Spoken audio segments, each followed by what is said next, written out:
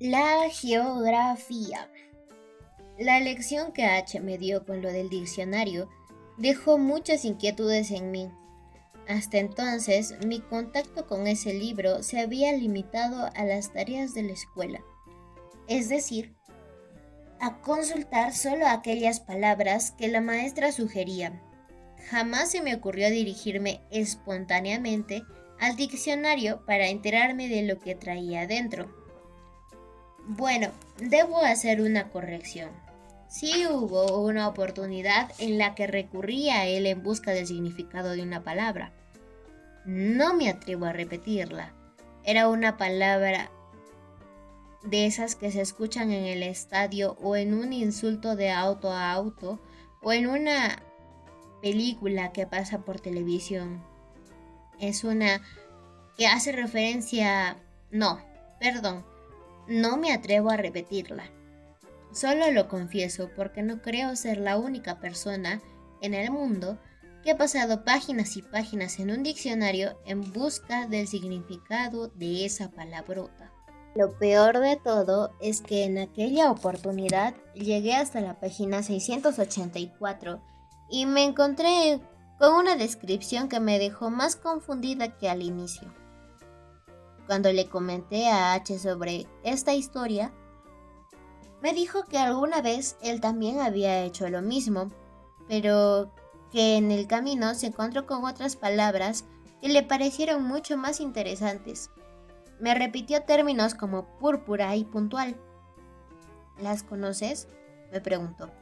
Un poco avergonzada, tuve que decirle que no. Días más tarde me acerqué orgullosísima y le dije enfática: necesito que seas mi puntual en el deber de geografía. Él me miró, sonrió y me contestó con un sonoro acepto. H era uno de esos alumnos que haría sentir realizado a cualquier maestro en su tarea desbrutalizadora en favor de la humanidad. Pero estoy segura de que todo lo que H sabía no necesariamente correspondía a una diligente y notable contribución de los profesores. H leía, con frecuencia. Lo veía entregando buena parte de su tiempo a los libros. No me refiero a los libros de la escuela, a los de ciencia e historia. Hablo de los otros, de aquellos que habitan en las bibliotecas o en las librerías. Cuando un día me preguntó si yo leía, le contesté con un "por supuesto", que retumbó en toda la escuela. Luego me dijo: no te he preguntado si sabes leer. Quiero saber si sueles leer con frecuencia. La utilización de ese "sueles" me resultó simpática. Era una más de esas palabras extrañas con la que H acostumbraba a sorprenderme. Claro que suelo, le contesté con seguridad, para luego retroceder y admitir que leía muy poco o nada. No te preocupes, Ant, me dijo relajado. Algún día los libros serán tu puntual. Yo no era una mala alumna. Lo justo sería decir que estaba en el promedio.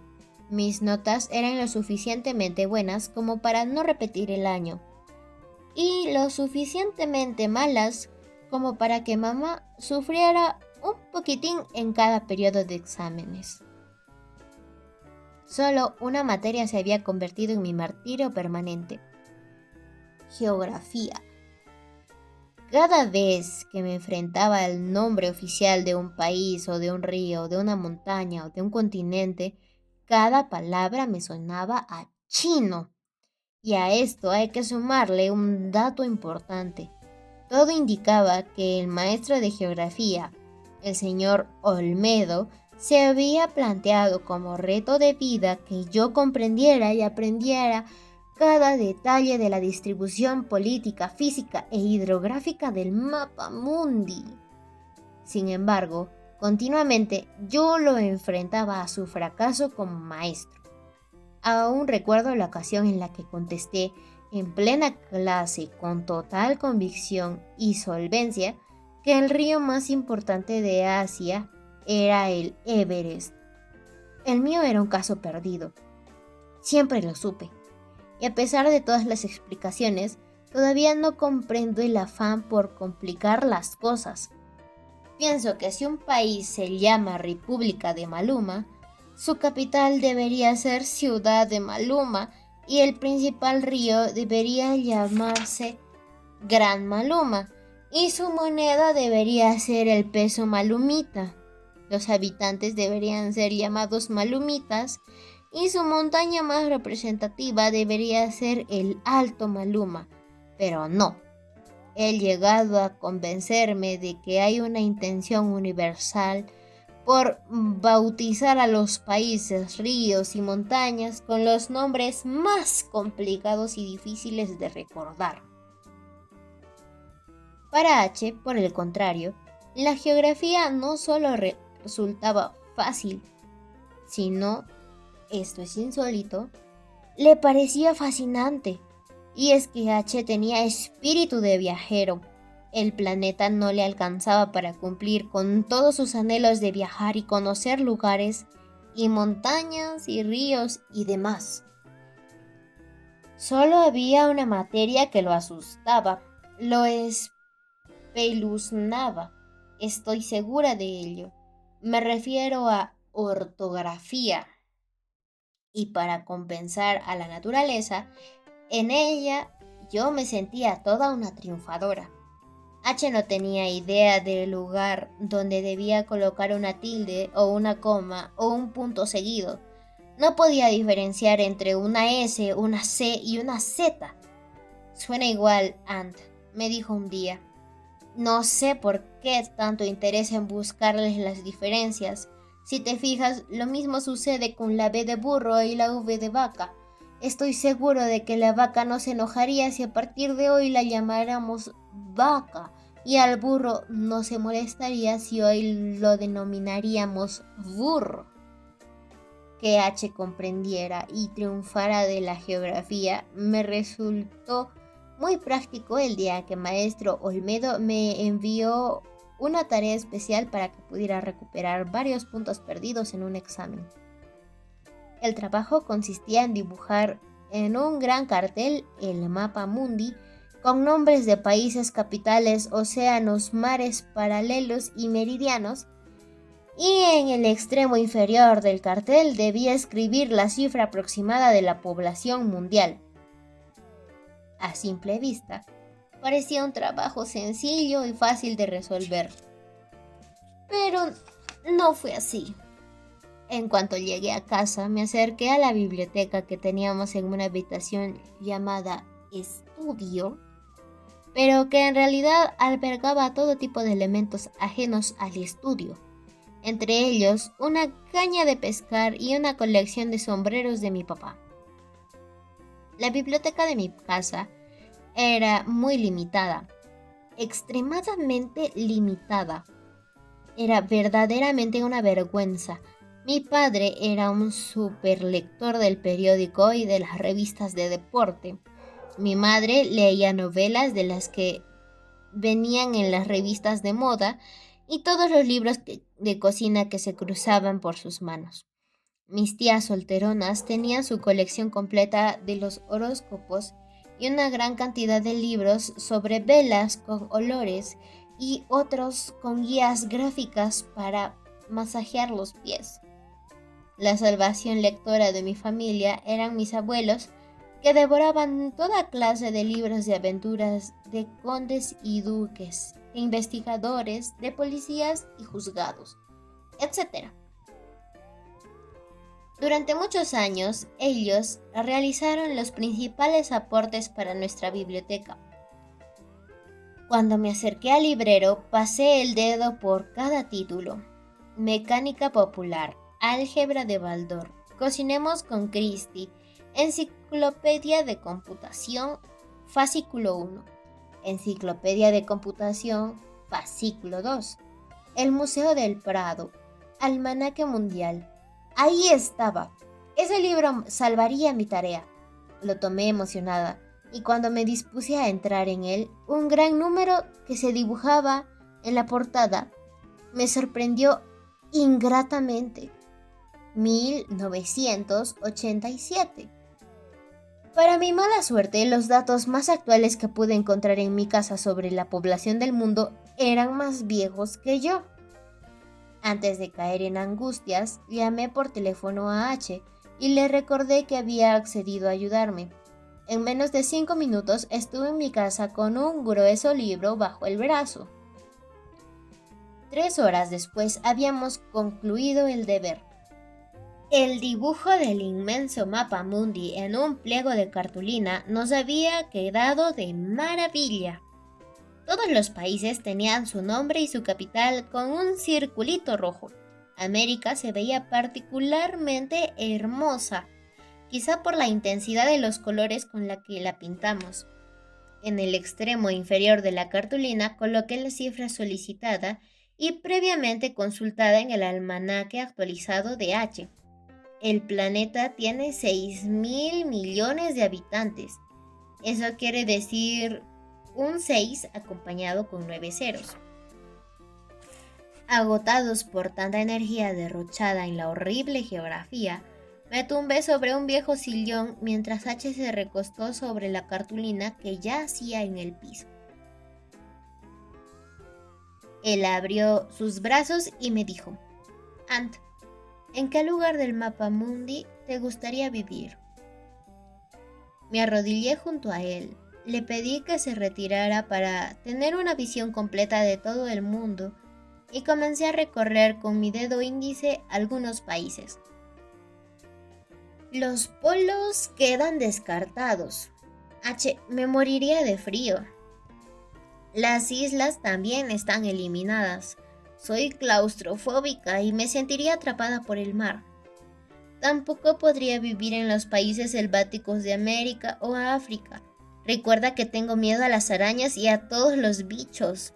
Ahora, descartaré aquellos en los que se habla un idioma que yo desconozco. Adiós Francia, adiós Italia, adiós Rusia, Holanda, Japón, China, toda África, toda Asia, casi toda Europa, toda Oceanía. Finalmente, eliminaré aquellos a los que se tenga por vía aérea. Ya sabes que tengo miedo a los aviones. Creo que me gustaría vivir en mi país. H, no me movería de aquí. Cuando se lo dije, coloqué mi dedo índice en mi pequeño país, al que había pintado de color verde, y mi dedo casi lo tapó por completo. H volvió a recostarse sobre el mapa mundi, cerró sus ojos y comenzó a mover sus brazos como las manecillas de un reloj. De pronto se detuvo y dijo: Aquí, Ant, aquí me gustaría vivir. Abrió sus ojos y miró el punto que al azar su dedo había señalado. Era Portugal, una franjita color marrón al lado de España. Junto al circulito rojo decía Lisboa. H sonrió y comentó: por aquí, comenzaré mi viaje. No me resultó nada fácil comprender por qué H querría vivir en otro país. Pensé que quizás no le gustaba. Me levanté, lo tomé de la mano y lo llevé hasta la ventana de la habitación de mis padres. ¿Ves? Ahí hay una montaña que tiene nieve. ¿No te parece hermosa?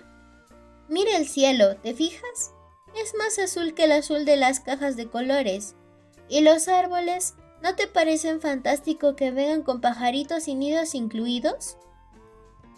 Sí, Ant, claro que me gusta todo eso, pero yo quiero conocer otros lugares, otros árboles, otras personas. Quiero recorrer el mundo. Tampoco entendí esta vez. Yo no conocía el mundo, pero no sentía la falta. Aquí tenía mis amigos, mi familia, mi calle, mi parque, mis abuelos, mi kiosco de revistas. Aquí tenía a H, y ese era otro de los motivos para no querer moverme de mi pequeño país pintado de verde. El miedo. Mi trabajo de geografía me otorgó 2 puntos más en la nota del examen mensual. Con eso salvé mi dignidad, mi mesada, el buen ánimo de mis padres y, por cierto, mi imagen ante el profesor Olmedo. Sin embargo, cada vez que miraba el cartel con el mapa mundi y Portugal se cruzaba por mis ojos, un escalofrío extraño me sacudía. No quería pensar en que H se fuera, y menos aún a Lisboa, donde luego me enteré se habla un idioma que ni él ni yo conocemos. En este punto, podría parecer que H y yo habíamos logrado un diálogo permanente y fluido, pero admito que aún el panorama no se presentaba tan halagador. En muchas oportunidades, me parecía que se comunicaba más fácilmente con otros chicos y chicas de la clase. A H no le avergonzaba, como a mí, inscribirse en todas las obras de teatro que inventaban los maestros. En los recreos se la pasaba metido en las canchas de fútbol como si lo único que existiera en el planeta fuera un balón blanco y negro. En las aburridas fiestas de cumpleaños era el bailador por excelencia, y esto me costaba muchísimo trabajo de comprender, sobre todo porque yo me consideraba la hermana gemela de un poste de alumbrado. Todos me decían que yo bailaba más al puro estilo alemán. H no dejaba de sorprenderme, y en más de una oportunidad me molestó el hecho de preocuparme tanto por él, por sus gustos y disgustos.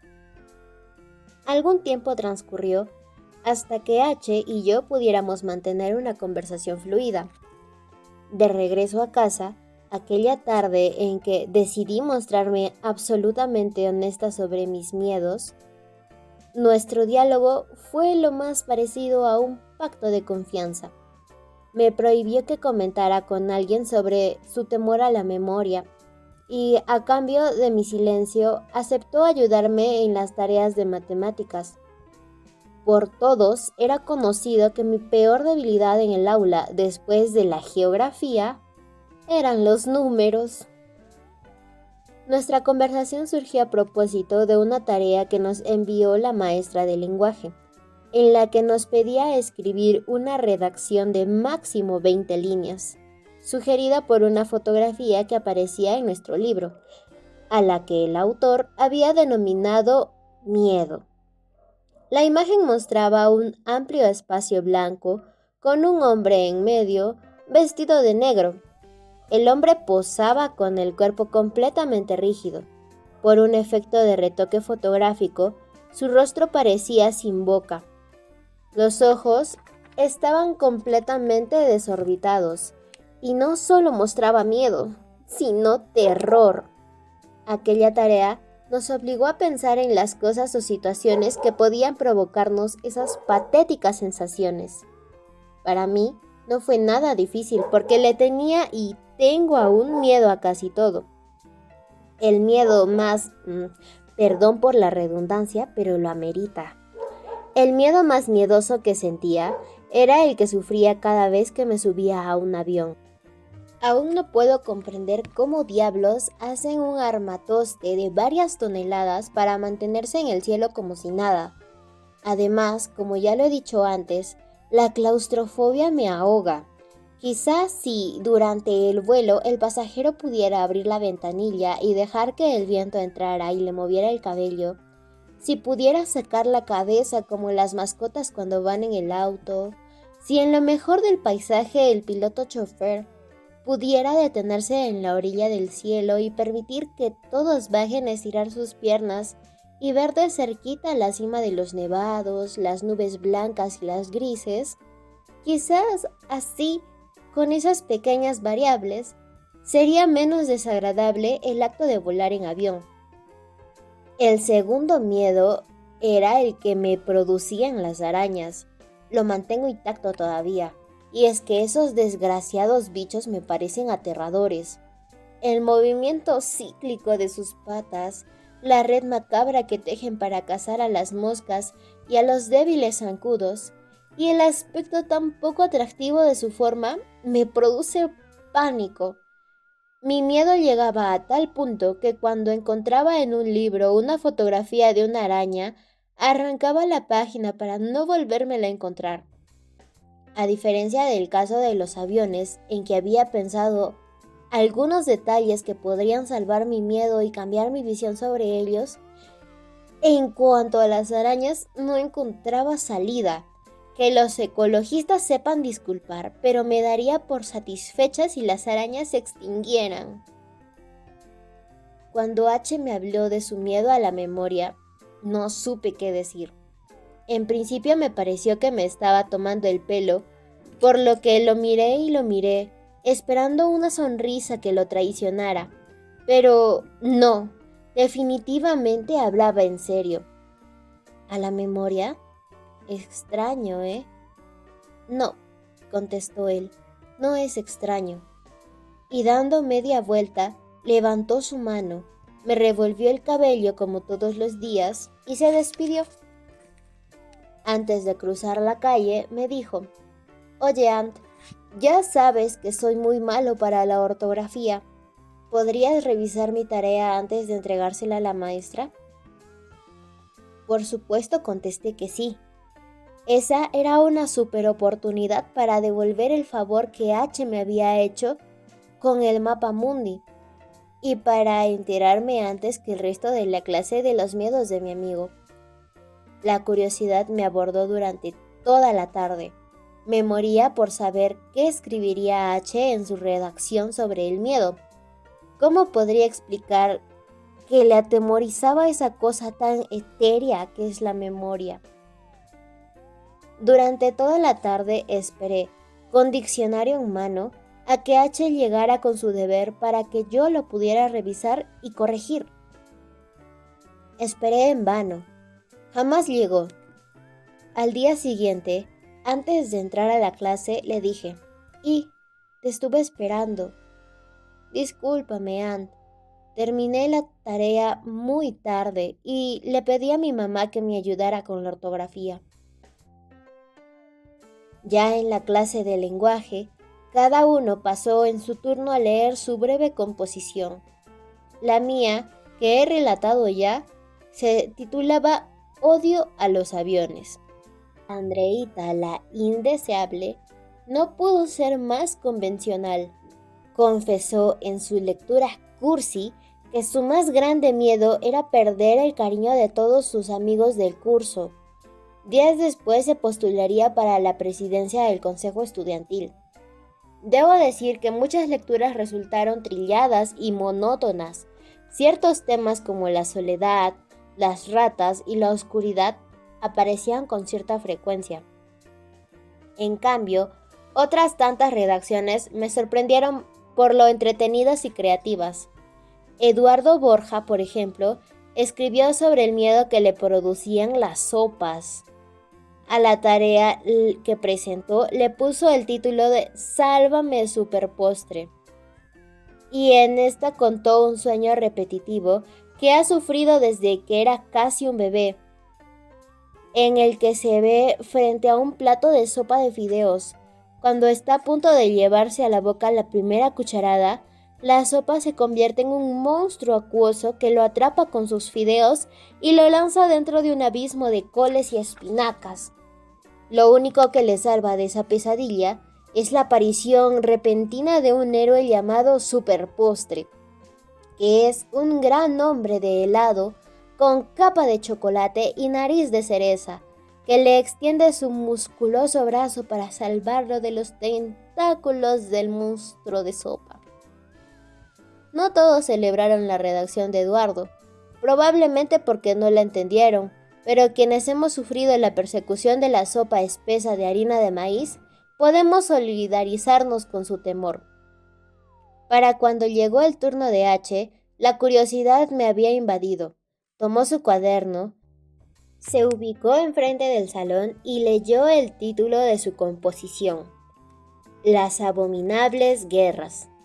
De inmediato pasó a leer un breve relato en el que tocaba temas como los bombardeos, la muerte de seres inocentes, la destrucción y el horror que día a día retrata y transmite la televisión sobre los países que se encuentran en esta situación. H. concluyó su exposición con una frase tan común y corriente que me decepcionó en lo más profundo. No niego que su frase era auténtica y muy sentida, pero creo que eso lo hubiera podido decir cualquiera.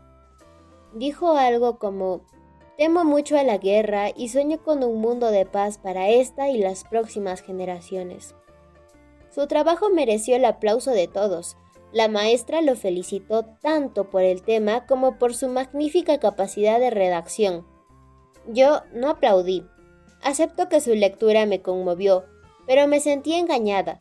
Solo yo sabía que H había rehuido al tema que en realidad lo atemorizaba: la memoria.